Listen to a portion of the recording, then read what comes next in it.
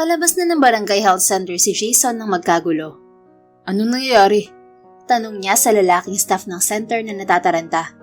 Dok, may mga rebelde. Anito. Magtatago pa sana sila ngunit sinugod sila ng mga armadong lalaki. Sa dami ng tao sa center ay siya ang dinakip ng mga ito. Nakasuot kasi siya ng puting coat. Anong kailangan niyo sa akin? Tanong niya ngunit kalmado. Sumama ka sa amin, doktor. Tura ng isang lalaki na tinutukan siya ng baril sa ulo. Okay, sasama ako. But please don't hurt innocent people. Kinuha niya ang kanyang bag kung saan nakasilid ang kanyang gamit sa panggagamot. Kakagraduate lang niya sa military reservist pero voluntaryo ang kanyang serbisyo bilang doktor. Wala siyang laban sa mga rebelde kaya payapa siyang sumama sa mga ito. Saan niyo ako dadalhin? Tanong niya sa mga lalaki nang lula na sila ng lumang van. Huwag ka na magtanong, basta sumunod ka na lang nang hindi ka masaktan. Tugon ng lalaking kanyang katabi. Tumahimik na lamang siya. Nakatulog sa biyahe si Jason at nang magising siya ay nasa kagubatan na sila. Pagbaba niya ng van ay una niyang napansin ang magandang babae na sumalubong sa kanila. Sigurado ba kayo na doktor ang nadakip niyo? Tanong ng babae. Nakasuot ito ng itim na denim pants at bughaw na long sleeve shirt. Nakatali ng mataas ang mahaba nitong buhok. Opo ma'am, nanggagamot siya kanina sa health center ng Nueva Ecija. Tura ng lalaki. Nilapitan naman siya ng babae at sinuyod ng tingin.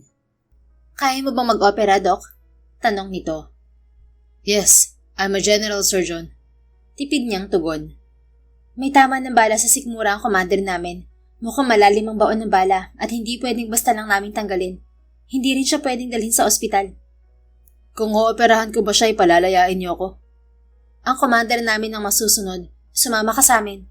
Tumalikod niya ito at naglakad. Sumunod naman siya sa babae hanggang sa kubo. Namataan niya ang ginoong nakahiga sa papag. Tulog at walang saplot pang itaas, pero tinalian ng tiyan nito ng telang puti na duguan. Bago ko operahan ng pasyente, kailangan niyo munang bilhin ng mga kailangang gamot. Anya. Bigyan mo ako ng reseta na dapat kong bilhin, Dok. Anang babae. Inilabas naman niya mula sa bag ang kanyang prescription booklet at nagsulat ng kailangang bilhin. Pagkuha ay ibinigay niya yun sa babae. Ako na bibili nito. Anito at lumisan. Lumuklok naman si Jason sa silyang katabi ng papag at kinapa ang noo ng pasyente. May lagnat ito. Tinawag niya ang lalaking may edad.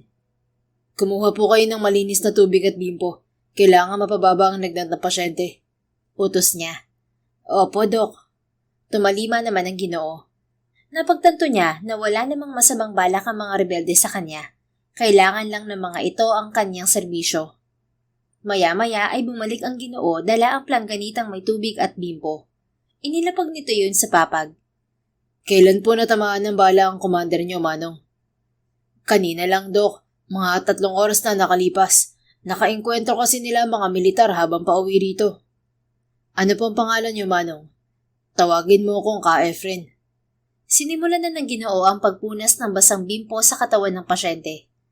Ano naman ang pangalan ng commander niyo? Pasensya na, hindi ko maaaring sabihin, doktor. Okay po. Sino pala yung babae kanina, Ka-Efren? Si Alice. Anak siya ni Commander. Anak ng Commander? So rebelde rin ho siya?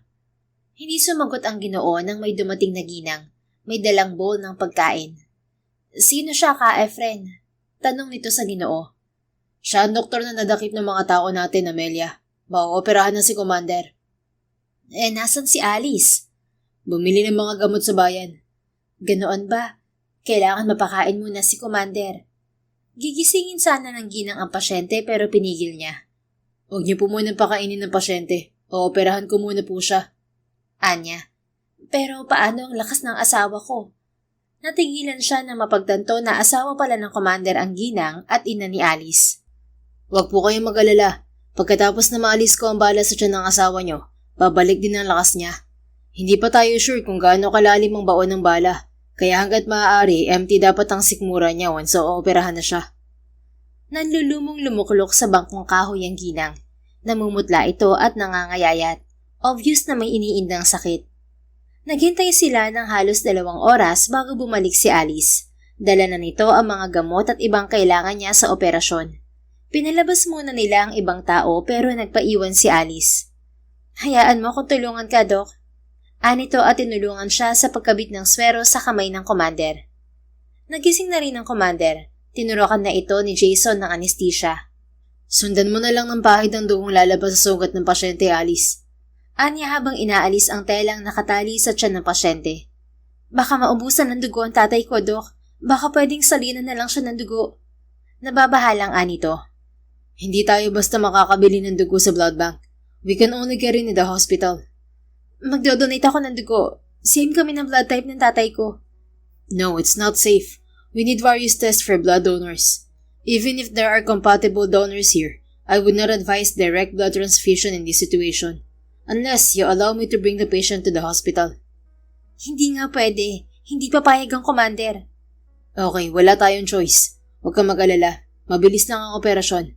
I just checked the wound at hindi pa umabot sa bituka ng pasyente ang bala. Once natahina ang sugat, titigil din to sa pagdurugo. I'm also monitoring his blood pressure. Sige, Doc. Aalalayan ko kayo. Sinipat niya ang babae. Ramdam niya na hindi ito basta rebelde. Maputi ang kutis nito, makinis, at kung magsalita ay may class. Paggawa na isinimulan na niya ang operasyon. Mabuti at kumpleto ang kanyang gamit. Sapat upang maalis ang bala sa tiyan ng pasyente. Halos 20 minuto rin ang ginugol niya bago natapos ang operasyon. Bakit nawalan ng malay ang tatay ko, Doc? Nag-aalalang tanong ni Alice. Hindi siya nawalan ng malay. Tinurukan ko siya ng pampatulog para mas mabilis siya makarecover. Turan niya. Salamat. Tinulungan na siya nito sa pagliligpit ng mga gamit. Pwede na ba akong umuwi, Alice? Napatitig sa kanya ang babae. Hindi pa pwede. Hintayin natin bumalik ang lakas ni tatay. Mapanganib na rin sa daan dahil may ibang grupo ng rebelde na gumagala. Nakikipag-agawan sila ng teritoryo sa amin. Hinahanap din ng mga militar ang kuta namin. Pero gabi na. I can't stay here. Paano kung bigla kayong lusubin ng mga militar o ibang rebelde? Huwag ka mag-alala. Hanggat narito ako, ligtas ka. Alam kong gutom ka na. Sumama ka sa akin. Iniwan na niya ang kanyang bag sa lamesa at sumama kay Alice. Nagtungo sila sa open cottage kung saan naghahain ng pagkain si Amelia. Kumain muna kayo, anak. Ako na magbabantay sa tatay mo. Anang ginang. Sige ma, kumain na rin po kayo. Iginiya si Jason ng babae paupo sa bench na yari sa kawayan. Maupo ka na, Doc. Paggawan ay yaya nito. Umupo naman siya sa tabi nito. Humihilab na ang kanyang sikmura kaya kaagad din siyang kumain. Ano palang pangalan mo, Doc? Maya-maya ay tanong ni Alice. I'm Jason De La Rama. Ilang taon ka na? Parang ang bata mo pa. I'm 35. 6 years pala ang tanda mo sa akin. Saan ka pala nakatira? Taga Valenzuela City ako. May asawa ka na ba? Wala. Bakit ka pala narito sa Nueva Ecija? We have a medical mission here for 3 days. Bukas na sana ako uuwi. Umiwas ng tingin ng babae. Pasensya na, ikaw pa talaga natangay ng mga tao ng tatay ko. Huwag ka mag-alala. Once bumalik na ang lakas ni tatay, ako mismo maghahatid sa iyo sa bayan. Thanks, but I'm curious. Bakit mas pinili mong ganitong buhay? O sisa niya. Hindi siya nito sinagot. Sa halip ay dinukot nito ang cellphone na nasa bulsa ng pants nito. Napatingin siya sa suot nitong relong pambisig. Isa yung military watch. Excuse me, Doc. Kumain ka lang. Pagkuwan ay paalam nito. Tumayo ito at lumayo. Dinukot din niya ang kanyang cellphone sa bulsa at tiningnan. Wala yung signal.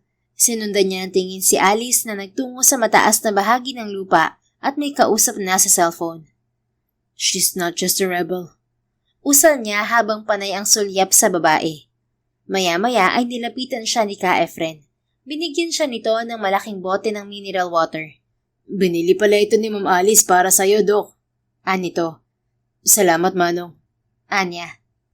Kapag pala gusto mong maligo, may batis malapit dito. Pasasamahan ko na lang kayo sa gwardya. Sige po. Nang umalis ang Manong ay bumalik naman si Alice. Umupo itong muli sa kanyang tabi. May dala ka bang extra damit, Doc? Tanong nito. Wala. Naiwan ng maleta ko sa hotel kung saan ako naka-check-in. Ang nadala ko lang ay gamit sa panggagamot and some hygiene stuff na nasa bag ko when they forced me to come here. Pasensya na ulit. Di ko na dapat tinanong yun. Pwersahan ka nga pala nilang kinuha. May malalaking damit naman ako. Yun na lang ang gamitin mo. Okay. Pagkatapos ng hapunan ay sumama si Jason kay Alice sa kubo nito. Dito ka na matulog sa papag, Doc. Anito. What about you? Sa sofa na gawa sa kawayan na lang ako matutulog.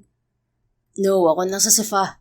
Sa papag ka na. Malamok dito kaya kailangan mo ng kulambo. Huwag kang mag-alala. Sanay na ako matulog kahit saan. Kung gusto mo magbanyo, nasa likuran lang nitong kubo ang palikuran. Kaso ang tubig dito ay iniigib sa batis. Okay lang. Kinuha niyang ilang pares ng damit na ibinigay ni Alice. Inayos pa nito ang papag na sinapinan nito ng banig. Nagkabit pa ito ng kulambo. Inaantok na rin siya, kaya nang makapagbihis ay kaagad siyang natulog. 6:00 pa lamang ng umaga kinabukasan ay nagising na si Jason. Wala na sa kubo si Alice. Nagkakabi ka ba, Doc? Tanong ni Ka-Efren na kanyang nasalubong. Hindi po. Kung nagugutom ka, may naluto ng almusal sa kusina. Punta ka na lang dun. Sige, salamat po. Maliligo muna ako. Saan po ang batis? Diretsuhin mo lang yung daan. Makikita mo kaagad ang ilog. Itinuro nito ang makitid na kalsada sa gawing kaliwa. Salamat ho. Sinimula naman niyang maglakad. May dala na siyang bihisang damit. Kinuha rin niya ang sabon at shampoo na iniwan ni Alice sa lamesa. Natagpuan din niya ang batis ngunit hindi siya kaagad nakalapit nang mamataan niya si Alice na naliligo sa mismong munting waterfalls. Ternong itim na underwear lamang ang suot nito. She's really something. She's not ordinary. Bulong niya na may paghanga sa alindog ng babae. Inilapag niya sa malapad na bato ang kanyang dalandamit at sabon. Nang humakbang si Jason palapit sa batis, ay bigla siyang nadulas at dumaostos diretso sa tubig. Dahil sa kanyang ingay ay napalingon sa kanya si Alice. Doc, ikaw ba yan? Tanong nito habang palapit sa kanya. Dagli siyang tumayo at umiwas ng tingin kay Alice. Nabasa na siya, hanggang bewang lang naman niya ang tubig. Sorry, I didn't know you were here. Maliligo rin sana ako. Anya. Okay lang, malawak naman tong batis. Maligam-gam ang tubig kaya siguradong mag-e-enjoy ka. Hindi niya naiwasang sulyapan ang maganda nitong katawan at hindi niya maikakaila na nahuhumaling na siya rito. So, can I take off my clothes? Tanong niya pagkuwan. Oo naman, malinis ang tubig dito at pwede kang maglaba. Maghuhubad din sana ako ng brief para malabhan ko at maibilad sa araw. Wala kasi akong dalang extrang brief. Mahinang tumawa si Alice. Nakalimutan kong bigyan ka ng panty, Doc. Pwede mo sanang isuot yun pansamantala. Natawa rin siya. Huwag ka na mag-abala. Pwede naman ako maligo na shorts lang ang suot. Mabilis lang matuyo ang brief ko. Ikaw ang bahala. Huwag kang mag-alala. Sanay na ako makakita ng lalaking hubad. Naglakad na ito babalik sa waterfalls. Really? So, are you married? O sisa niya habang naghuhubad ng kamiseta. I'm single pero napapaligiran ako ng mga lalaki sa trabaho ko. So immune ako sa mga karisma nila. Ano pala ang trabaho mo maliban sa isang rebelde? Hindi ito sumagot at biglang lumubog sa tubig. Naghubad naman siya ng brief pero iniwan ng kanyang shorts. Nilabhan niya ng sabong panligo ang brief at ibinilad sa araw. Doc, halika na rito. Maya-maya ay tawag ni Alice. Lumapit naman siya rito at tinabihan ito sa bumabagsak na tubig. Hanggang dibdib niya ang tubig doon. Ang sarap palang maligo rito. Ani Jason. First time mo bang maligo sa waterfalls, Doc? Yes, and it's exciting. Mukhang hindi ka sanay sa ganito kasimpleng buhay. Naintindihan ko naman kasi laking Maynila ka. At pansin ko, mas sanay ka sa wikang Ingles. With accent pa. Matagal kasi akong tumira sa London. Doon ako nag-aral ng medisina. Kaya pala. At obvious na nagmula ka sa mayamang pamilya. Tumango siya. My family has business. Bakit pala pinili mong maging doktor? Ito ang gusto ko since bata pa ako. I want to heal ill people. Hindi ka ba natakot nang dakpin ka ng mga tao ng tatay ko? Noong una, kinabahan ako nang malamang mga rebelde sila. Pero nang nalaman ko ang pakay nila, napanatag din ako. I know not all rebellious groups are ruthless. Some of them are simply opposed to the government and want to pursue their advocacy. Tama ka.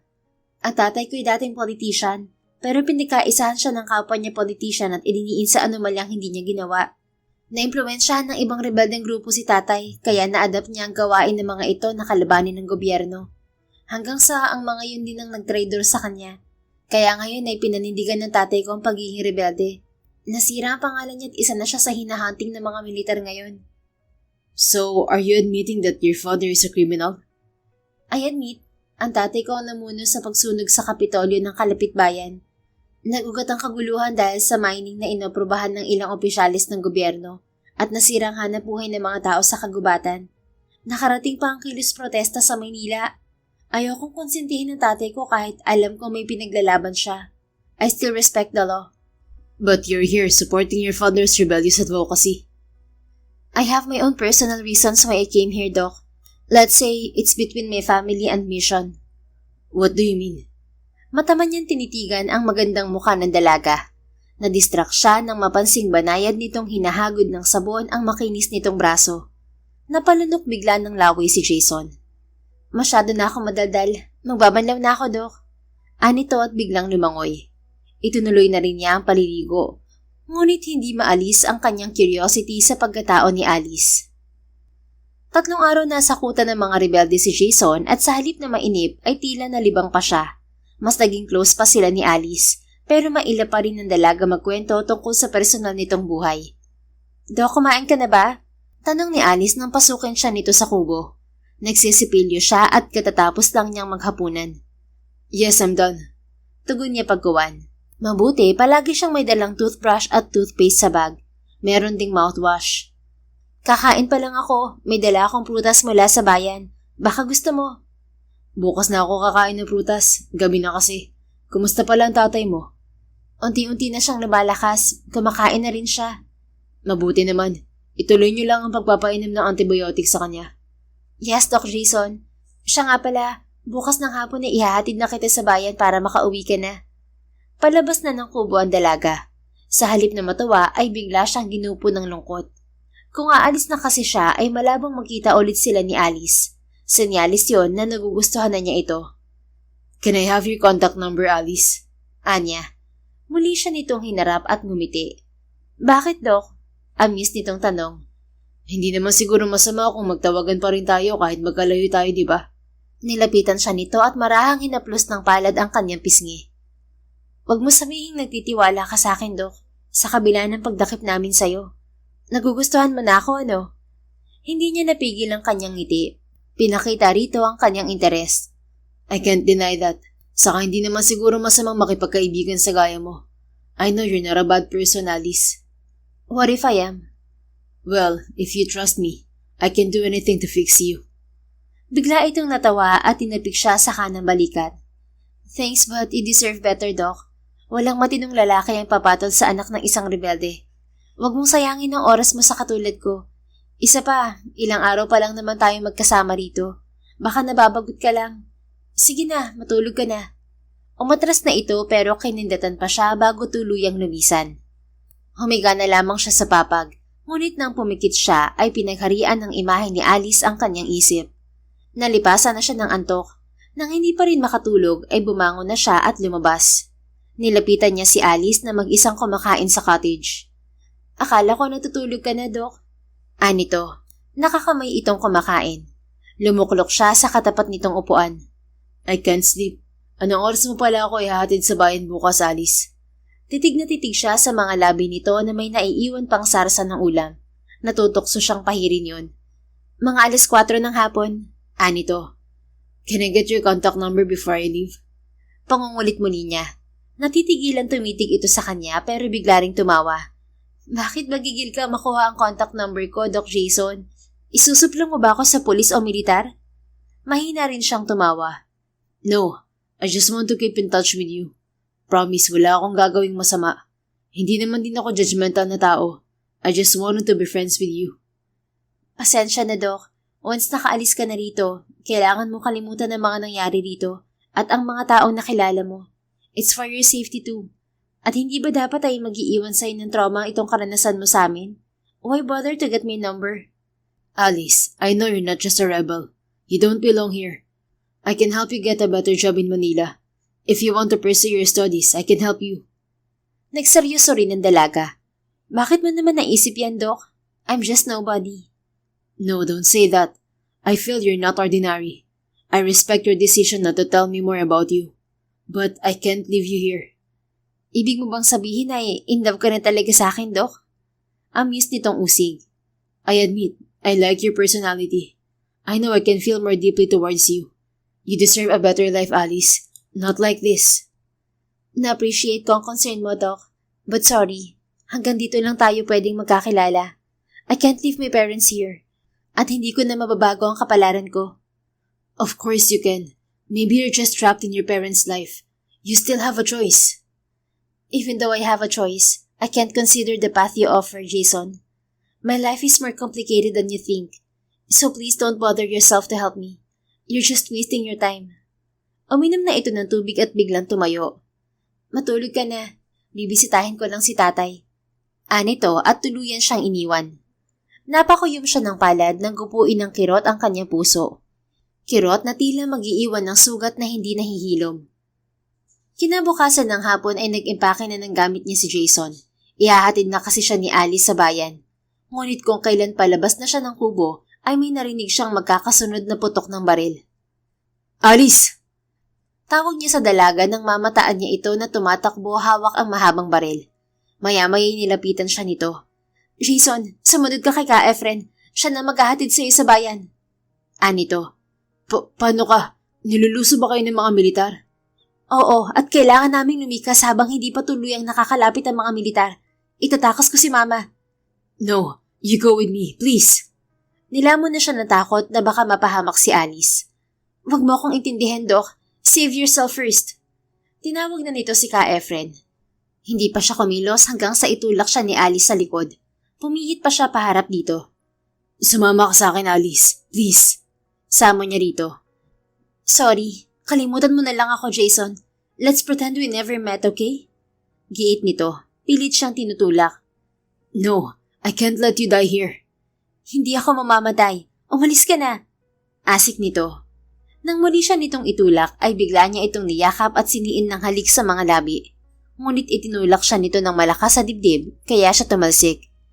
Ihatid mo na sa bayan si Doc Ka Efren. Utos nito sa Ginoo. Nang makitang tumakbo ang dalaga patungo sa mga kasama nitong sumusugod sa mga militar, ay sumama na lamang siya kay Ka Efren. Lumulan sila ng motorsiklo at ligtas naman siyang naihatid sa bayan.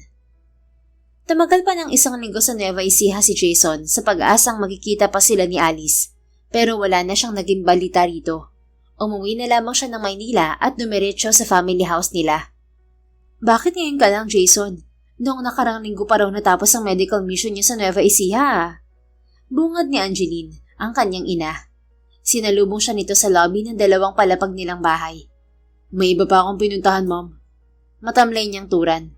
You look pale. Nag-aalala rin ng lolo mo kasi hindi ka namin makontak. Kinapapa nito ang kanyang pisngi. Ilang gabi na kasi siyang walang maayos na tulog dahil sa pag-aalala kay Alice. I'm fine, Mom. I just need to rest. Pumanik na siya sa hagdanan at nagtungo sa kanyang kwarto. Pagpasok ng kwarto ay kaagad siyang nagbukas ng aircon at humiga sa kama. Mabilis naman siyang nakatulog. Kinabukasan ng umaga ay nakasabay ni Jason sa almusal ang kanyang lolo. Nag-alala ito sa tagal niyang nawala. Pinapuntahan pa kita sa mami mo sa ospital kung saan ka nagtatrabaho, Jason. Wala ka rin daw sa AFP Medical Center sa Quezon City. Ani Lolo Rodrigo. Bumisita pa po kasi ako sa ibang bayan ng Nueva Ecija, Lolo. Pagsisinungaling niya. Dumaan na ang kaarawan mo na hindi ka nakauwi. 35 ka na, Apo, at may usapan tayo. Baka nakalimutan mo. Once you turn 35 and still single, I will find you a wife. Napahilot siya sa kanyang sentido nang maalala ang usapan nila ni Lolo Rodrigo. Pumayag nga pala siya sa gusto nito. Bigla naman niyang naalala si Alice, ang ikalawang babae na nagpaibig sa kanya. Can we not rush about my wedding, Grandpa? Hectic pa ang schedule ko sa trabaho. Anya. At kailan ka magiging handa, Apo? 2 na ang anak ng kuya mo. Don't tell me, hindi ka pa naka-move on kay Irene. He chuckled. Of course, I already moved on. Si Irene ang asawa ng Kuya Jeric niya na una niyang inibig. Kinupkup ito ng mami nila nang mamatay ang ina nito at kasabay nila itong lumaki. Kung ganoon, kakausapin ko ng kaibigan ko negosyante at politician para maikasal na kayo ng apo niya. Nakauwi na rin daw ng Maynila ang apo niya. Ani Lolo Rodrigo. Hindi na siya umimik at kumain na lamang. Isang linggo pa ang lumipas ay bumalik na rin sa regular schedule niya sa ospital si Jason. Pero Lunes ng umaga ay may duty siya sa AFP Medical Center sa Quezon City. Doc, may bago pong pasyente at kailangan ng urgent surgery. Aksidente po siyang natamaan ng bala sa firing range. Sabi ng nurse na lalaki nang puntahan siya nito sa opisina. Sige, papunta na ako. Anya at nagling tumayo. Pagdating niya sa emergency room, ay kaagad niyang nilapitan ang nakahigang sundalong lalaki. May tama ito ng bala sa kanang balikat. Ilipat siya sa operating room. Utos niya sa nurse. Sandali lang.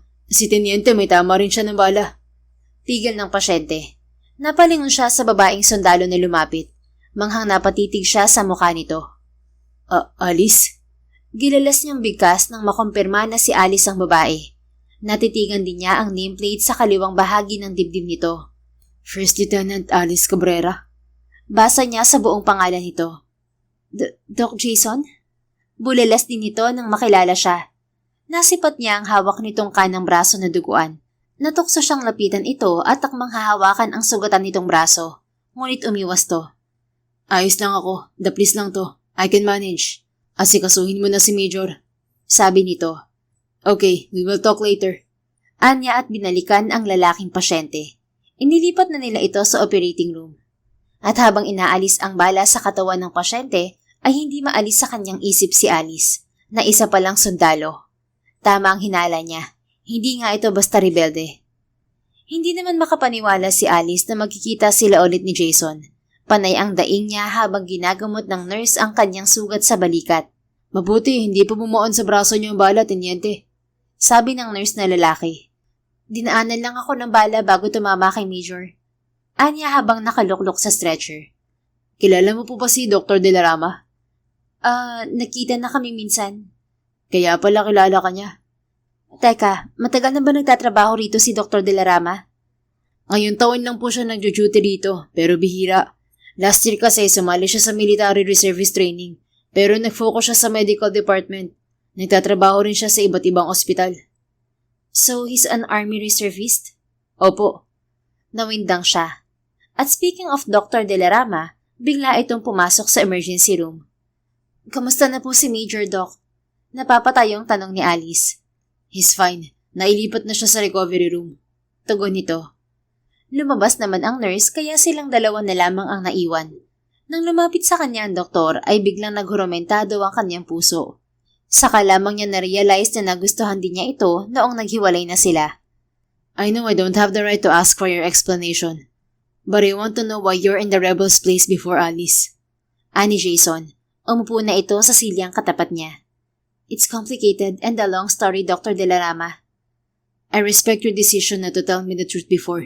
Pero ngayon, baka pwedeng magtiwala ka sa akin, Lieutenant. I told you, nothing will change even though we met again. And I hope you won't care about me anymore. But I care, Alice. Hindi mo lang alam kung gaano ako nag-alala sa'yo. Until now, I still have been thinking about you. Naging emosyonal na ito, bagay na ikinagulat niya. Hindi niya nakalimutan ang sandaling hinalikan siya ni Jason bago sila naghiwalay.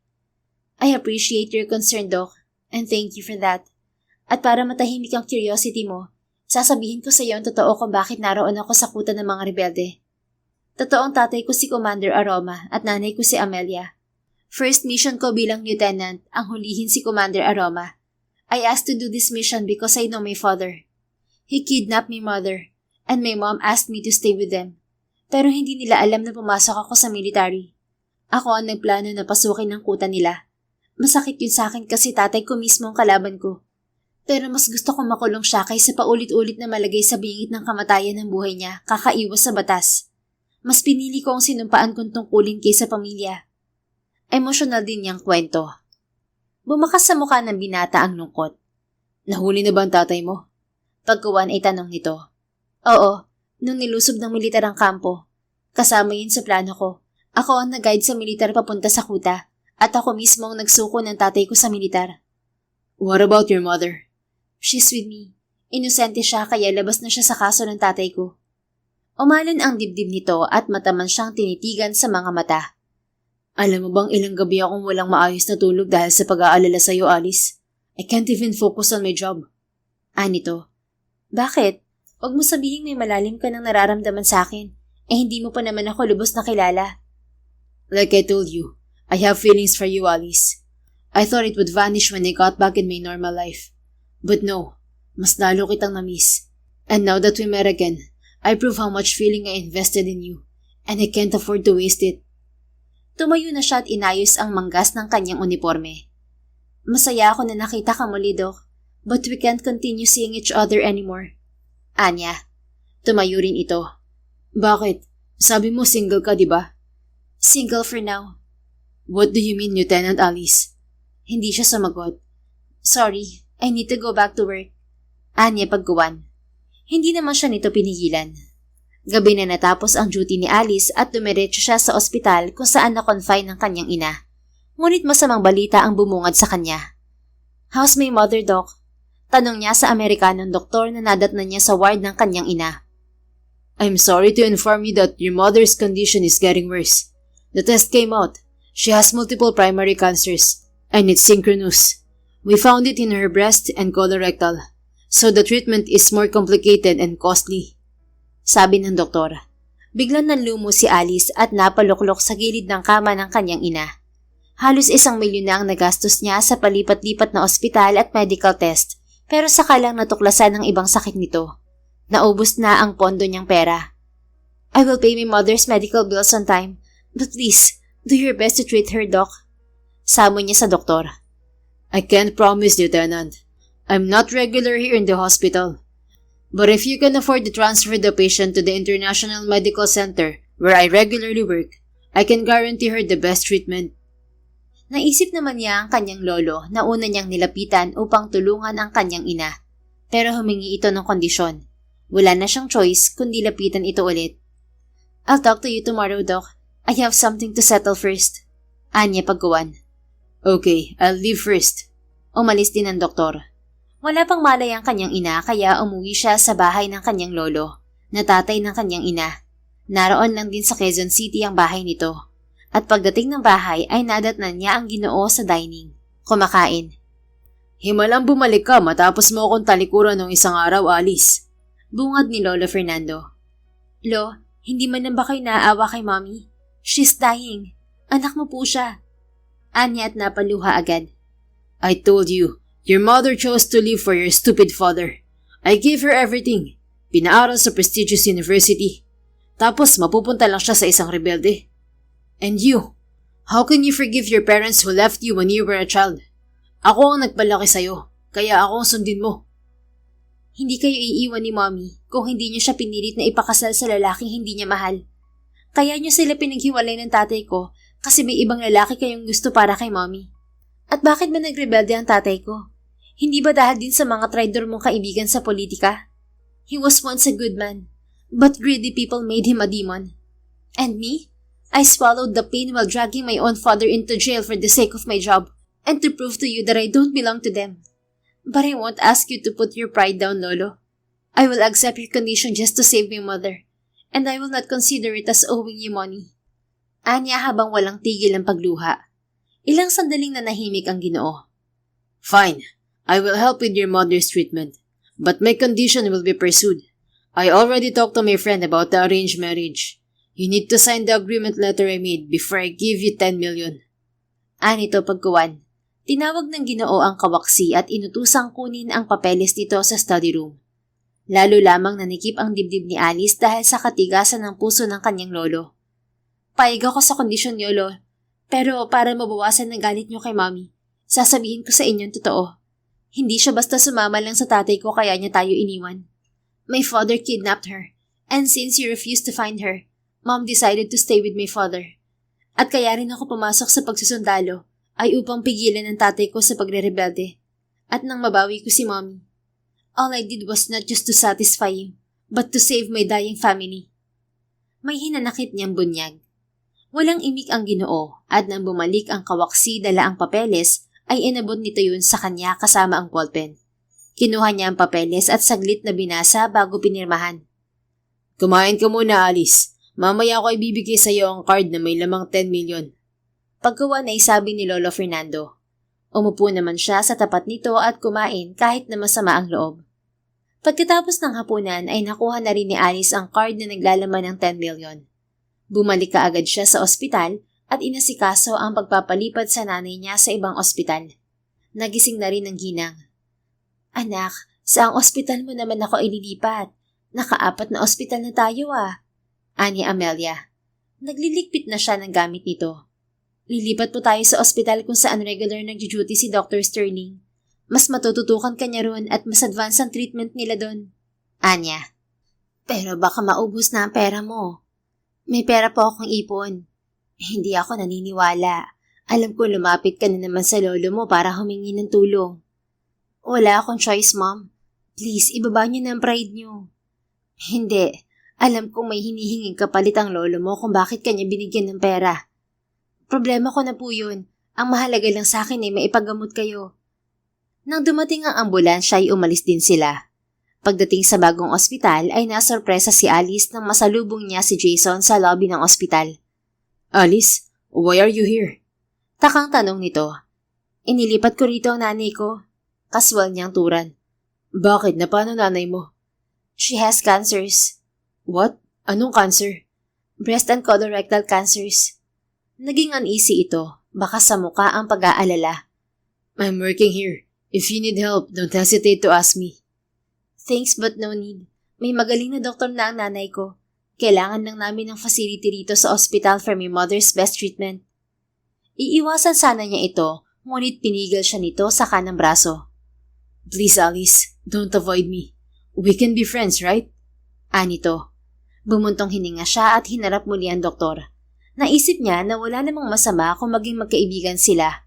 Wala naman itong atraso sa kanya. Fine. Pero gabi na, naka-duty ka pa rin ba rito? Anya. Katatapos ko lang mag-opera ng pasyente at pauwi na rin ako. You must be tired. Umuwi ka na muna. Narito lang ako hanggang bukas kasi day off ko. Okay, see you tomorrow. Ngumiti lamang siya at tumango. Hinabol pa niya ng tingin ang doktor habang paalis. Kinabukasan, pagbalik ni Alice sa ospital ay nasorpresa siya nang madatnan si Jason sa ward ng kanyang ina. Umuwi kasi siya at kumuha ng damit. Dr. Dilarama, ano ginagawa mo dito? Tanong niya. Nasipat niya ang isang basket ng prutas at bouquet ng bulaklak na nasa round table. Tumayo naman ang binata at hinarap siya. Kinausap nito ang kanyang ina na nagising na. May schedule ako ng operasyon mamayang 9 rito, kaya binisita ko na rin ang nanay mo. Nakangiting tugon nito. Anak, siya pala ang doktor na dinakip noon ng tauhan ng tatay mo. Sabi naman ni Amelia.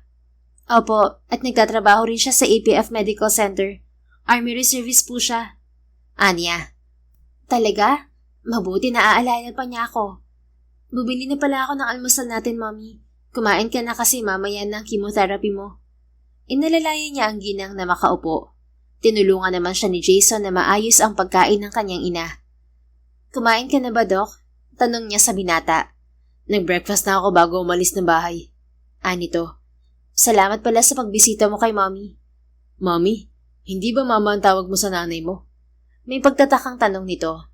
I called her Mommy since I was young.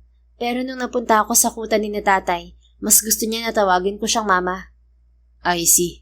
Matagal ka bang tumira sa kuta ng mga rebelde? May 1 buwan pa lang ako nung napunta ka sa kuta. Tugon niya. Umupo na siya sa harap ng bilog na lamesa at binuksan ang kanyang lunchbox. Kaya namang kumain mag-isa ng nanay niya. Umupo rin sa katapat niyang silya ang binata. You mean you just stay in your father's place for your mission? Yes, but it's part of my plan to catch him. Bahagya itong napayuko. I feel sorry for you, Alice. I know you suffered a lot while fulfilling your mission. Kumibit balikat siya. As a soldier, we won't tolerate emotions controlling our whole being. Inako ko ang mission para mas madali kong mahuli ang tatay ko sa mas ligtas na paraan. But the worst consequence is, my father hates me after he learned that I'm the one who led the raid operation. He didn't accept that I did this to protect him. Kasi tinatarget na rin siya ng ibang grupo ng mga rebelde. Mas safe siya sa kamay ng mga militar. Anya na may bigat sa kalooban. May iba ka pa bang pamilya rito sa Quezon City? Buhay bang lolo ko, tatay ni Mommy. Retired military official siya, dating senador at isang negosyante. Nag-iisa niyang anak si Mommy. She raised me when my mother lived with my father. I got it. Kaya pala pansin ko na parang nagmula ka rin sa mayamang pamilya. You talk professionally. Tipid siyang ngumiti at sumubo ng pagkain. My grandfather spoiled me, but he's still ruthless. He just uses his money to control everything. Maya-maya ay sabi niya, Ang lolo mo bang nag-udyok sa'yo para magsundalo? Yes, but not to focus on it. He wants me to enter politics, but I chose this to save my parents. Kaya sumama rin ang loob sa akin ni Lolo kasi mas pinili ko mag-focus sa pagsusundalo kaysa masunod ang gusto niya for political matters. Natigilan siya nang maramdaman ang paglapat ng kamay ni Jason sa kanyang kaliwang kamay. You deserve to be happy, Alice. Your grandfather's manipulation ruined your life. Anito, tumawa siya ng pagak. Ang totoo ay ginawa ko na lahat para makalaya sa manipulasyon ng lolo ko. Pero sadyang ito na ata ang kapalaran ko. Palaging may dahilan para matali ako sa kanya. No, don't say that.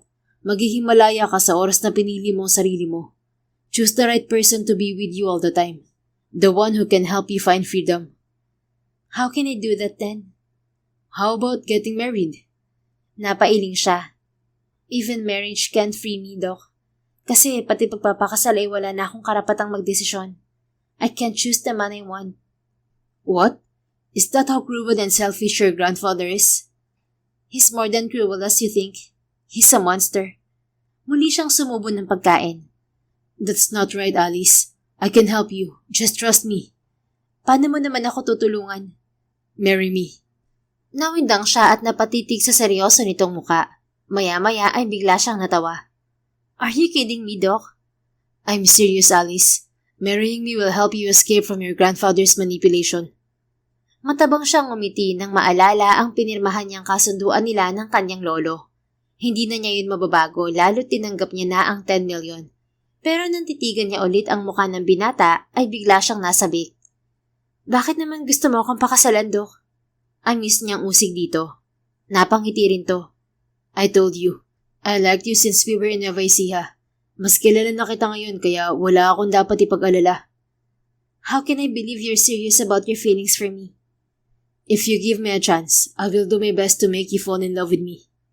Napapailing siyang umiti at hindi napigil ang kilig. Lalong gumwapo si Jason, lalo at nakasuot ng puting doctor's coat. Lalong lumakas ang dating nito sa kanya. I wish I could marry you, Doc, but wrong timing. Anya sa malamig na tinig. Paanong wrong timing? Nakangiti pa rin ito at diretso ang titig sa kanyang mga mata. I think it's not the perfect time for us. Then when? As long as you like me to, no one can stop us from loving each other. Bumuntong hininga si Alice at hirap panindigan ang kanyang damdamin dahil sa iniisip niyang kasunduan nila ng kanyang lolo. Kukuha sana siya ng hinog na saging mula sa basket pero naunahan siya ni Jason. Nahawakan tuloy niya ang kamay nito. Do you want banana, Lieutenant? Nakangiting tanong nito habang nakatitig pa rin sa kanyang muka. Otomatikong sumikdo ang kanyang puso at dagling binawi ang kanyang kamay. Yes, please. Nauutal niyang tugon. Pumitas ito ng saging at binalatan. Pagkuha ay inabot nito yun sa kanya. Mas maganda ang katawan mo ngayon kumpara nung nasa gubat ka. Anito pagkuwan. Napangiti siya at kinuha ang saging. Thanks. Hirap kasi ako matulog nun sa gubat at minsan ay wala rin ganang kumain. Nahirapan ako mag-adjust sa environment. Anya. You mean, nagpapanggap ka lang pala noon na komportableng matulog kahit saan? Oo, pero nasanay rin ako. Kasama rin kasi yun sa military training. Masaya rin ako na nakasama ang parents ko. And when you came, my experience there was more memorable. Talaga? Hindi ko rin makalimutan ng maikling panahong nakasama kita sa gubat, Alice. Namiss ko ang paliligo natin sa batis noon. Isa yun sa kakaibang karanasan na hindi ko malimot. Ako rin, namiss kita, Doc. Mula sa wisyo niyang saad. Namiss mo ko? Napakislot pa siya at nagtaka. Inisip kung ano ang mali sa kanyang sinabi. Ano bang sinabi ko? Maang niya. Mahina pa siyang tumawa. You said you missed me too. I heard it clearly, Lieutenant. Amused niyang turan. Bigla na lamang tumulin ang tibok ng kanyang puso nang mapagtanto na nadulas ang kanyang dila. Masyado kasi siyang na-excite sa pag-uusap nila ng gwapong doktor. Oo, namiss din kita. Ang totoo ay masaya ako sa sandaling nakasama kita sa gubat. Hindi kita basta nalimot. Pag-amin din ni Alice. Lumapad ang ngiti ng binata. Then, why didn't you give me your contact number? Kasi nga, ayoko ma-involve ka sa komplikado kong buhay. At saka iniisip ko noon, kung isisingit ko ang pansarili kong kaligayahan, baka madistract lang ako sa mission ko. I understand. Do you mean gusto mo rin talaga ako? Muli siya nitong inusig. Hindi siya sumagot nang biglang tumikhim ang kanyang ina, na nakikinig pala sa kanilang usapan. Alam ko na may espesyal sa inyo ni Doc noon, anak. Ani Amelia. Mom, magkaibigan lang kami ni Doc. Giit niya. Okay lang, anak. Nagsisimula sa friendship ang lahat. Bagay na bagay kayo ni Doc. Parehong dedicated sa trabaho. Tumabang ang ngiti ni Alice nang maalala ang kasunduan nila ng kanyang lolo. Napasubo siya ng saging, ngunit tila bato yun at hirap niyang lunukin. Pakiramdam niya'y may kadenang nakapulupot sa kanyang leeg. Wala ka bang ibang pupuntahan mamayang gabi, Alice? Maya-maya ay tanong ni Jason. Wala, pero babantayan ko si Mommy. I will stay here with you. Pero baka pwedeng mag-dinner tayo sa labas. My treat. Matiim siyang tumitig sa gwapong doktor. Ramdam niya na seryoso talaga ito sa kanya at lalo yung nagpasabik sa kanya. Ngunit hindi niya alam kung dapat ba niyang konsintihin ang kanyang damdamin. Pwede namang dito na lang tayo mag-dinner mamaya, Doc.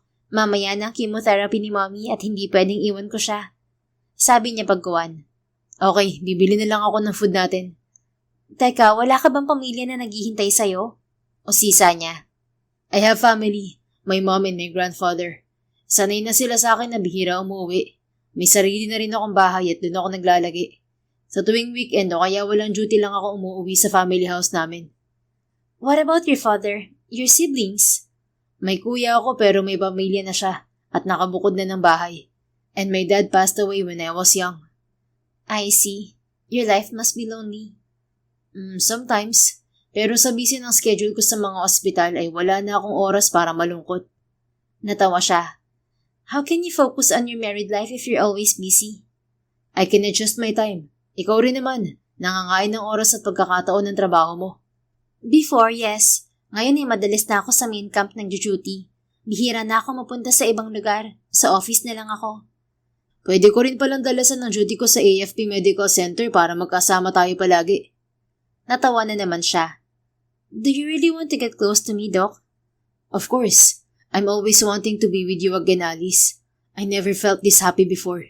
I dedicated myself to studying medicine, and I forgot to focus on my love life. Do you mean hindi ka pa nai-in-love? I fell in love before, but I didn't focus on it kasi nga mas priority ko ang pag-aaral. Naungusan tuloy ako ng kuya ko. He's now married to my first love. Amused nitong kwento. Tumabang ang kanyang ngiti nang may naramdaman siyang munting kirot dahil sa insecurity sa first love ni Jason. First love is hard to forget, Doc. Anya sa malamig na tinig. May first love ka rin ba, Alice? O sisa nito? Wala, first crush lang. Sino? Si Major Alan Roldan. Yung inoperahan ko na tinamaan ng bala? Oo, kaso hindi ko tinanggap ang pandidigaw niya. Why? Because I can't marry someone else who's not arranged for me. Mariing kumunot ang noo ng binata dahil sa curiosity at muling kumirot ang kanyang puso nang maisip na hindi rin niya maaaring pakasalan si Jason. I don't understand. Bakit hindi ko pwedeng magpakasal sa ibang lalaki, Alice? Is there someone who's engaged to you? Bumuntong hininga siya at sana'y sasagutin ito, ngunit tumunog ang kanyang cellphone para sa tawag. Tumayo siya nang malamang lolo niya ang tumatawag. Excuse me, sasagutin ko lang ang tawag. Paalam niya saka lumabas dala ang kanyang cellphone. Doon niya sinagot ang tawag. Alice, where are you? Tanong ng kanyang lolo buhat sa kabilang linya. Nasa ospital ako, Lo. Go home tonight. We will have dinner with your fiancé and his family. Ginupo na siya ng kaba. Not tonight, Grandpa. Ngayon ang chemotherapy ni Mommy at hindi ko siya pwedeng iwan. Magdi-dinner lang naman tayo at sabi mo ay day off mo ngayon. Kahit na po, hindi naman ako tatakas sa kasal eh. Sasabihin ko na lang sa inyo kung kailan ako available. Alice, I'm getting old. You need to get married to the man who can help us manage my businesses. Your fiancé's family is good at business at matutulungan kayo kahit pa busy kayo sa mga trabaho nyo. Napabuga siya ng hangin. Tatawagan ko na lang po kayo at ako na magsiset ng schedule para sa meet-up. I need to go, Lolo. Pinutol na niya ang linya. Bumalik na lamang siya sa ward ng kanyang ina. Naroon na rin ang doktor nito at nagpaalam na si Jason. Magsisimula na rin kasi ang trabaho nito. Isang linggong abala sa trabaho si Alice dahil may dumating silang bisita na US Army. Nasurpresa siya pagpasok sa kanyang opisina dahil naroon si Jason. May dalang bulaklak at lunchbag na itim. Doc, napadalaw ka ata. Anya habang palapit sa binata. Nakaupo ito sa couch malapit sa bintana. Tumayo ito at sinalubong siya. Hindi kita matiyempuhan sa ospital kaya pinuntahan na kita rito. Flowers for you. Anito, inabot sa kanya ang pumpon ng rosas.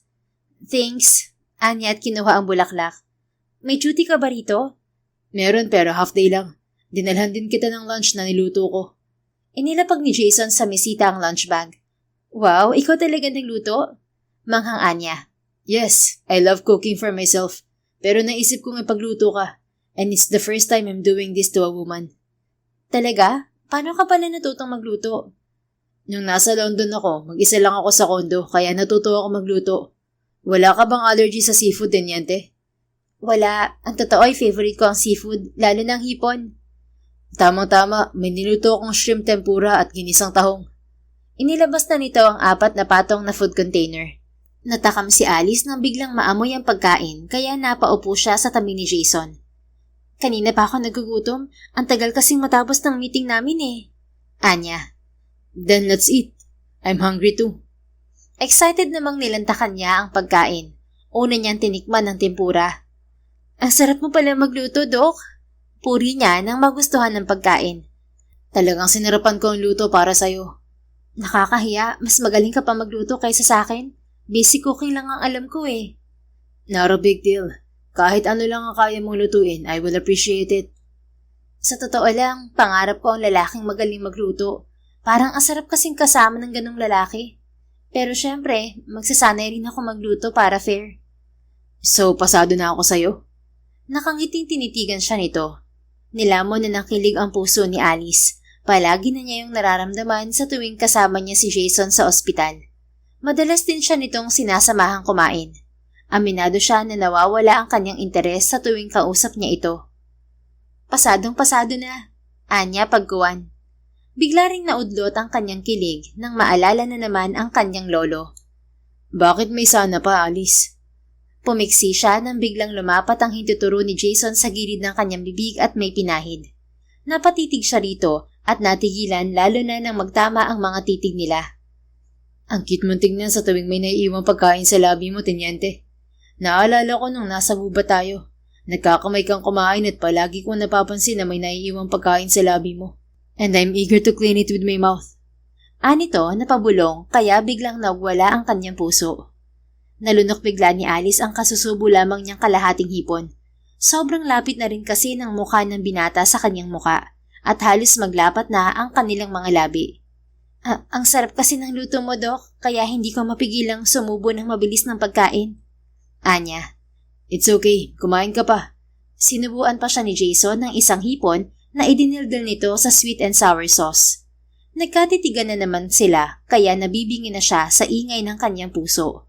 Patunay lamang yon na napapamahal na siya kay Jason at hindi niya namalaya na unti-unting nagkakalapit ang kanilang mga labi. I love you, Alice. I'm sure about it. Bulong nito. Natutokso na rin siyang magtapat dito. Ngunit kung kailan maglalapat na ang kanilang mga labi, ay biglang may kumatok sa pinto. Napapiksi pa sila pareho. Bumukas ang pinto at pumasok si Major Roldan. May dala rin itong lunchbox. Oh, am I disturbing you guys? Tanong nito, palipat-lipat ang tingin sa kanila ni Jason. No Major. Kain tayo. Pagkuwan ay yaya ni Alice dito. Maitago lamang ang pagkabalisa. Bahagya siyang dumistansya kay Jason. Sinipat nito si Jason na may kunot sa noo. At bakit narito si Dr. Delarama? Are you two together now? Usig nito. Hindi siya nakasagot nang maunahan siya ni Jason sa pagsasalita. Yes, Major. Alice and I are dating. Anito. Napukol tuloy niya ng gilalas na titig ang binatang doktor, pero huli na para pigilan niya ito. Siniko lang niya ito sa braso. Let me handle my rival, honey. Bulong nito na nakangisi. Hindi na lamang siya umimik. Wait, akala ko ba engaged ka na, Teniente? Don't tell me si Dr. Delarama ang fiancé mo. Ani Major. Napatitig din sa kanya si Jason. Baka sa mukha ang pagkadismaya. Naging uneasy na si Alice. Todo iwas pa naman siya na maisip ang tungkol sa nalalapit niyang kasal dahil nag-e-enjoy siya kay Jason. Naudlot tuloy ang kanyang saya at kinig. Baka gutom ka na rin, Major. Saluhan mo na lang kami rito ni Doc. Anya, mailihis lamang ang paksa. Sa ibang araw na lang, Alice. Wala na rin naman akong chance na mapasagot ka eh. Nakakahiya naman sa boyfriend mong mas hot at pogi pa sa akin. Enjoy your meal, guys. Ani Major at muling lumabas. Panay ang muntong hininga ni Alice at nawalan na siya ng ganang kumain. Binabalot na kasi ng tensyon ang kanyang puso. So it's true. You're really engaged, Alice. Maya-maya ay usig ni Jason. Muli siyang humugot ng malalim na hininga at nahihirapan ng panindigan ang kanyang nararamdaman para sa binata. Ayaw rin niya itong umasa at masaktan. Yes, I'm engaged.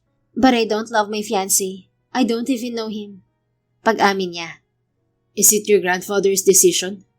Oo, at wala akong choice. Kumislot siya nang mahawakan siya nito sa mga kamay. Napatitig siya sa mga mata nito. Alice, don't let your grandfather control your entire life. You deserve freedom and to be with someone you love. Anito.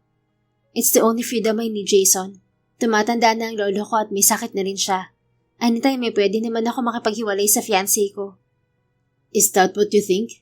Marriage is not a game that you can easily escape. I know, but it's all settled. What about your feelings? I could feel how eager you are to be with me. Tell me you love me too, and I will do anything to help free you. Bahagya siyang napayuko dahil sa guilt. Guilt sa kanyang sarili dahil tama si Jason. Mahal din niya ito, pero hindi niya kayang ipaglaban. I love you, but I can't pursue it, Jason. Anya sa garalgal na tinig. Nang muli siyang tumitig sa mga mata nito ay bigla siya nitong hinapit ng kamay sa batok at siniil ng marubdob na halik ang kanyang mga labi. Gusto niya itong itulak, ngunit kinakabig ito ng kanyang puso. Natukso siyang tumugon sa halik nito. As long as you love me, God will make a way for us to be together, honey. Bulong ni Jason sa pagitan ng halik. Napaluhan na siya dahil sa frustration. Gusto ko nang lumaya, pero hindi ko alam kung paano. Humihikbing Anya. Trust me, I will help you. Hindi mo kailangan magsakripisyo para sa akin, Jason. Naniniwala ako na kung para talaga tayo sa isa't isa, ipagkakaloob ng Diyos. Salamat sa pagmamahal, pero isave mo na lang muna yan sa future lover mo. Anya na may pagsuko. Ganyan ka ba kaduwag para sa karapatan mong maging maligaya, ha Alice? Anito na may pait sa tinig. Hindi siya umimik dahil wala na siyang maisip sabihin. Kumislot siya nang biglang tumayo ang binata. I thought you were the bravest woman I'd ever met. Pero mukhang nagkamali ako. These past few days, I assumed you already accepted me as your lover. But in the end, bigla ka rin palang bibitiw. But not me, honey. I will hold every single string that connects us. I will find ways to have you mine officially and make you choose only me. Anito na baka sa tinig ang sakit mula sa nararamdaman nito. Magsasalita na sana siya, ngunit biglang nag-walk out ang binata. Hindi na niya ito hinabol dahil kahit anong pilit niya ay hindi niya mababago ang sitwasyon. Napahagulgol na lamang siya. Gigil namang napukpok ni Jason ng kamao ang manibela ng kanyang kotse. Hindi na niya napigil ang kanyang pagluha. I know you love me, Alice. But why? Why can't you choose yourself this time? Gigil niyang usal. Nagmaneho na lamang siya pa uwi. May chat din ng kanyang ina at gusto siyang makausap ng lolo niya. Dumiretso na siya sa ospital kung saan din nakakonfine ang mommy ni Alice. Anak, bakit hindi ka sumasagot sa tawag ko? Malis ang tanong ng kanyang ina nang makarating siya sa ospital. Nasalubong niya ito sa lobby. I'm sorry, Mom. Katatapos lang ng duty ko sa AFP Medical Center. Anya sa malamig na tinig. Wait, umiyak ka ba? Tanong nito nang matitigan siya sa mga mata. It's nothing. Nasaan si Lolo? Nasa ward na. Babalik na ako roon at bumili ako ng gamot. Let's go. Sumunod na siya sa ginang. Pagdating sa ward ng kanyang lolo ay dagli niya itong nilapitan. Minsan nang na-stroke ang lolo niya at naulit na naman. Mabuti hindi malala. Apo, bakit hindi ka dumating sa dinner kagabi? Gusto ko pa namang makausap ng lolo ng fiancé mo. Ani Rodrigo. May duty po ako sa ospital, lo. Pagsisinungaling niya. Pero ang totoo ay sinamahan niya sa ospital si Alice. Nagkasundo na kami ng kumpare ko, Apo. Sa linggo na ang engagement party at pumayag na ang fiancé mo. Patago siyang napakuyom ng palad. Kakausapin pa lang sana niya ang Ginoo upang ikansela ang kasal, pero inatake naman ito ng sakit nito. Wag po nating madaliin ang kasal, lo. Magpagaling po muna kayo. I'm fine. Mas mabuti ang pakiramdam ko kapag nakita kang ikinakasal. Huwag ka mag-alala. Mabait ang fiancé mo. Natitiyak ko na magugustuhan mo siya. Lumukulok siya sa couch at itinuloy ang research sa kanyang cellphone. Inalam niya ang ibang detalye sa pamilya ni Alice upang malaman kung sino ang fiancé nito. Na-meet mo na ba ng personal ang fiancé mo, anak? Maya-maya ay tanong ni Angeline. Hindi pa, Mami. Tipid niyang tugon at nakatutok pa rin sa cellphone. Pero sabi ng lolo mo'y na-meet mo na noon ang fiancé mo pero mga bata pa kayo. Dumalo sila noon sa anniversary party ng kumpanya natin. Natitigilang sinipat niya ang kanyang lolo. Wait, sinong kumpare niyo palang tinutukoy niyo, Lo? Pagkuhan ay tanong niya sa Ginoo. Yung dating general at senador, si paring Fernando. Tura ni Rodrigo. Fernando Cabrera?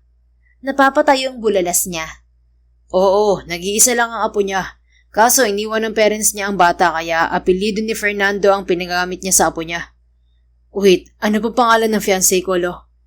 Si Alice. Sundalo na siya ngayon at may ranggo. Otomatiko'y naglaho ang kanyang hinampo nang mapagdanto na ang fiancé ni Alice ay walang iba kundi siya. Dahil sa galak ay napatakbo siya palabas ng silid at tinawagan si Alice. I can't believe it. Alice is my fiancé. Excited niyang bulong habang naghihintay na sagutin ng dalaga ang kanyang tawag. Samantala, nag-aalangan naman si Alice na sagutin ang tawag ni Jason. Kararating lang niya ng ospital at patungo sa ward ng kanyang ina. Ngunit napako ang kanyang mga paa sa sahig nang makita si Jason na nilapitan ng magandang babae at niyakap. I finally met you again, Jason. I missed you, sabi ng babae. Lara, kailan ka pa dumating? Ani Jason, bakas din sa muka ang saya. Kahapon lang at dito na rin ako mag-duty sa ospital and I'm excited to work with you. Balita ko, single ka pa rin. May ginang namang lumabas mula sa ward at lumapit kay Jason. Sorry Lara, Jason is engaged now at next month na ang kasal niya, sabi ng ginang. Lumayo tuloy ang babae kay Jason. And who's that lucky girl, huh? Anito na humalukip-kip. She's the one chosen by my grandfather. Tugon naman ng binata. Dahil sa narinig ay biglang nanikip ang dibdib ni Alice. Dinig niya na tinawag ni Jason na mommy ang magandang ginang. Meaning ay totoong engaged na ito. Nag-iba na lamang siya ng daan pero nahagip pa rin siya ng paningin ni Jason. Alice, wait! Pigil nito. We should stop seeing each other, Jason. Asik niya habang umiiwas dito. No, we need to talk, please. Hinarap niya ito pero kaagad ding itinulak sa dibdib. Stop pretending that you didn't escape your responsibility to marry someone, Jason. Katulad mo rin pala ako na pilit iniiwasan ng sitwasyong nakatali sa'yo. Please don't make my life more complicated. Stop following me. Anya sabay bira ng talikod. Hinabol siya nito pero pagpasok niya sa ward ng kanyang ina ay kaagad siyang nag-lock ng pinto. May tumawag din sa binata kaya hindi na siya naabala pa. Anong problema, Alice anak? Bakit ka umiiyak? Tanong ng kanyang ina nang mapansin siya. Hindi niya namalaya na lumuluha na pala siya. Dagli niyang pinahid ng kamay ang bakas ng luha sa kanyang pisngi. Wala to, ma'am. Napadaan lang ako dito para asikasuhin ang ibang kailangan mo. Nag-hire ako ng private nurse mo kasi mawawala ako ng 3 araw. Sasama kasi ako sa military exercises sa Pampanga mamaya. Anya nang makalapit sa ginang. Sigurado ka bang okay ka lang, Alice? Opo, mamaya darating na ang nurse. Mag-iiwan ako ng pera sa inyo para may panggastos kayo. Kinuha niya ang bag ng kanyang ina at ipinasok ang 100,000 pera na kanyang dala. Sige, mag-ingat ka anak. Opo. Hinagkan niya sa noo ang ginang bago iniwan. Hindi na niya nakita si Jason kaya malaya siyang nakaalis ng ospital. Bumalik din siya sa headquarters saktong paalis na ang service nila. Inabot ng 4 na araw sa Pampanga si Alice. Napilitan siyang umuwi ng linggo dahil sa engagement party niya. Wala na siyang choice dahil inoobliga na siya ng kanyang lolo. At pagdating sa hotel ay galit na sinalubong siya ni Lolo Fernando. Hindi ka man lang nagbihis, Alice. Nasaan ang gown na ipinadala ko sa bahay mo? Palatak ng kanyang abuelo. Kagagaling ko lang po sa Pampanga at may military exercises kami. Wala na po akong time para umuwi at magbihis.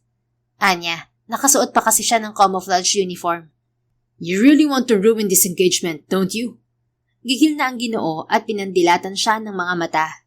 Napabuga siya ng hangin. Huwag na kayang magalit, Lo. Hindi na ako tatakas. Dumating nga po ako, di ba? Iniwasan niya ang Ginoo at lumapit siya sa lamesa na may mga nakahandang inumin. Kumuha siya ng isang baso ng cocktail. Maya-maya ay may dumating na matandang nakaupo sa wheelchair, tulak ng pamilyar na ginang. Alice, be ready. Narito na ang pamilya ng fiancé mo. Tawag ng kanyang lolo. Lumapit na siya rito at hinarap ang kanyang future in-laws. Siya na ba si Alice? She's a stunning soldier. Nakangiting saad ng magandang ginang. Yes, she's my only granddaughter. Pagpasensyahan niyo na kasi kagagaling lang niya sa duty kaya hindi na nakapagpalit ng uniform. Ani Fernando, nakangiti sa mga bisita, parang hindi nagalit sa apo kanina. Ayos lang kumpare, maganda pa rin naman ang apo mo kahit nakasuot ng military uniform. Ang apo ko rin ay mahuhuli kasi may emergency duty siya sa ospital. Sabi naman ng lolo pala ng kanyang fiancé. Natigilan siya nang mapagtanto na nagtatrabaho sa ospital ng kanyang fiancé. Maaaring doktor ito o nurse. Late na nga siya, mas late pa pala ang kanyang fiancé. Ano yun? Paligsahan sila ng huli ng dating? Narito ng anak ko. Maya-maya ay sabi ng ginang na ina ng kanyang fiancé. Napalingon silang lahat sa pintuan. Nawindang si Alice nang makita si Jason na siyang pumasok. Nakasuot pa ng puting coat at bughaw na kamiseta sa loob. Sorry guys, I'm super late. May unexpected surgery kasi ako sa ospital. Anito nang makalapit sa kanila. No problem, iho. Late rin ang apo ko at pareho pa kayo naka-uniforme. So, amanos na tayo. Ang mahalaga ay tuloy ang party. Nakangiting ni Lolo Fernando. Lalong nagimbal si Alice nang ma-realize na si Jason pala ang kanyang fiancé. Ngunit tila hindi nagulat ang binata. Nakangiti pang lumapit sa kanya. Thank you for not running away from our engagement night, Alice. Anito. Hindi siya makaimik dahil sa pagkawindang. Natitigan niya ang nakangiti niyang lolo. Siya po ba ang fiancé ko, Lo? Pagkuwan ay kumpirma niya sa abuelo. Yes, Alice. You refused to talk about your fiancé before, so I didn't force you. Siya si Dr. Jason De La Rama, a general surgeon who studied in London. Siya ang bunsong apo ni paring Rodrigo. Naalala mo ba nung dumalo tayo sa anniversary party ng kumpanya nila? 9 years old ka noon. Pinakilala na kita kay Jason, kaso hindi ka interesado. You refused to talk to him. Ibinalik niya ang tingin kay Jason na nakangiti pa rin. Sinipat din niya ang mommy nito na siyang nakita niya noon sa ospital. You knew I was your fiancé all along? Usig niya sa binata. Yes, but late ko na rin nalaman. Nung na-ospital si Lolo, saka ko lang nalaman ng tungkol sa fiancé ko. At ikaw pala yun. I called you but you ignored it. Iniwasan mo rin ako at nagalit ka pa, kaya nawalan ako ng chance na sabihin sa'yo ang totoo. Napatawag din ako sa emergency room. At noong puntahan kita sa ward ng mami mo, wala ka na. Nasa Pampanga ka raw. Nagalit ako kasi narinig kong sinabi ng mami mo na may fiancé ka. Nainis din ako nang makitang may yumakap sa iyong babae. Si Lara yung babae. Kaklase ko lang yun sa medical school at kapitbahay namin. You just misunderstood the situation, honey. Sobrang saya ko nung nalaman ko na ikaw ang fiancé ko. Alam mo bang nasaktan ako nang igiit mo na hindi tayo pwedeng mamahalan? I thought it was the last chance I fell in love. At naisip ko nang ikansela ang kasal ko kasi talagang hindi ko kaya magpakasal sa babaeng hindi ko mahal. But you're right. God will find ways for us to be together. This is it. We're getting married. Naluluha, ngunit nakangiti ang binata. Napaluha na rin si Alice, ngunit dahil sa tuwa. Naglaho lahat ng sakit sa kanyang puso at napayakap ng mahigpit kay Jason. Ngayon niya gustong magpasalamat sa kanyang lolo dahil ang lalaking mahal pala niya ang napili nito para sa kanya. Salamat, Jason. Hindi mo lang alam kung gaano ako nahirapang magdesisyon. Gustong-gusto ko nang suwayin si Lolo para lang makasama ka. Pero may pinirmahan kaming agreement. Humihikbing Anya. Anong agreement? Nangako siyang tutulungan sa pagpapagamot niya si Mommy kapalit ng pagpapakasal ko sa apo ng kaibigan niya. Which is ikaw pala. Humagulgol na siya sa dibdib nito. It's okay. I will talk to your grandfather. I'll make sure he will not interfere with your life anymore. Once kasal na tayo, hindi ako papayag na may makikialam sa atin. We will live free and happy. Nilapitan din siya ni Lola Fernando.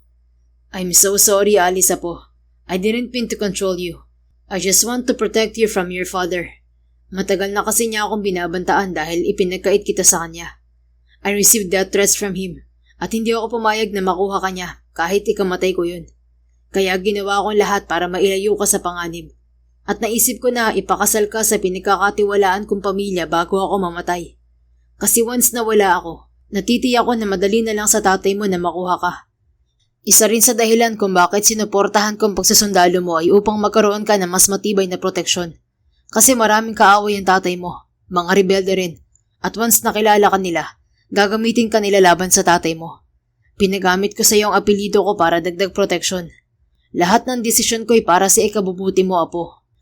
Kung may pagkakamali man ako, yun ay ang tungkol sa nanay mo. But your mother chose to live for your father. Hindi totoong nakidnap siya. Pinalabas lang ng nanay mo na nakidnap siya para malaya siyang makatakas sa akin.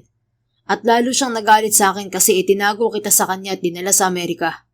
Sinabi ko sa iyo ito noon, pero ayaw mong maniwala. Hindi ko itinakwil ang mami mo, iha. She just refused my financial support many times. At hindi sinabing may sakit siya. At kung tutulungan ko siya sa pagpapagamot na hindi dumaan sa'yo, alam kong hindi niya yung tatanggapin. Mahabang paliwanag ng lolo niya. Tuluyan ding naglaho ang hinanakit niya sa abuelo at niyakap ito. Sorry, Lo. Naging matigas ang ulo ko. Akala ko'y wala kang pakialam kay Mommy. Akala ko rin ay gusto mo lang kontrolin ang buhay ko. Wish I had known everything, Lolo. No, I hate that idea, iha. I love you more than I love myself. May mali rin ako kung bakit nagrebelde ang tatay mo. Dahil hindi ko sinuportahan ang political campaign niya noong tumatakbo siya sa pagkasenador. Nasilaw ako sa mataas na posisyon sa gobyerno at nakita ko ang potensyal ng tatay mo. Kaso sumalungat siya sa plano ko. Kaya hinayaan ko siyang pag-initan ng mga kaalyado ko. Pinagsisihan ko na lahat ng maling desisyon ko, apo. At sana'y mapatawad mo ako at ng mami mo. Napaluha na rin ang Ginoo. Napatawad na po kita, Lo. Tinanggap na po ni Mami ang perang ibinigay niyo sa akin. Meaning napatawad na rin niya kayo. But you need to talk to her to boost her confidence to fight cancer. I will, apo. For now, let's continue the engagement party. Tumango si Alice at binalikan din si Jason. Nagsimula na rin ang party. Dumating naman ang kuya ni Jason na si Jeric, kasama ang asawa at anak nito. Are you okay now, honey? Tanong ni Jason habang sumasayaw sila. Oo naman, sobrang saya ko na. Saya na ngayon ko lang naramdaman. Para akong bagong layang mula sa kung saan. Anya. I told you, palalayain kita. Malapad siyang umiti. Nakakainis lang kasi parang nilaro ng tadhana ang kapalaran nating dalawa. But I love the endgame, honey. Kahit sinaktan mong damdamin ko, wala sa isip ko na sumuko. I know in my heart that you're the one for me. My heart kept pursuing me to fight for this love, and I didn't fail. I knew we were meant to be. We just met in a messy situation full of secrets and manipulation. But in the end, we're still together. Do you trust my words now, honey? Tumango siya. I trust you, Jason.